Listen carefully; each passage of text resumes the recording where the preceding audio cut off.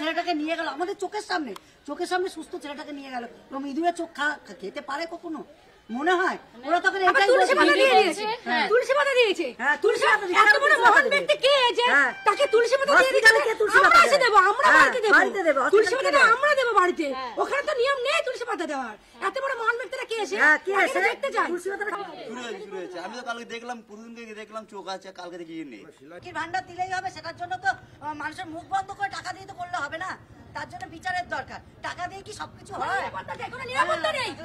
বারাসাত হাসপাতাল একটা সরকারি হাসপাতাল, সেখানে প্রীতমকে ভর্তি করা হয়েছে, কিন্তু আজকে কি দেখা গেল না হাসপাতালের মধ্যে থেকে চোখ চুরি হয়ে গেল। চোখ চুরির অভিযোগ হচ্ছে, রাজ্যে বালি চুরি দেখেছি, কয়লা চুরি দেখেছি, বই চুরি দেখেছি, টাকা চুরি, চাকরি চুরি দেখেছি, আর এবার চোখ চুরি হয়ে গেল। ভাবতে পারছেন যে আমার আপনার মতন সাধারণ মানুষ তারা হাসপাতালে যায়, যে সরকারি হাসপাতালে, সেখানে একটা ছেলের মৃত্যু হয়েছে, তাতেও শান্তি নেই পরিবারে।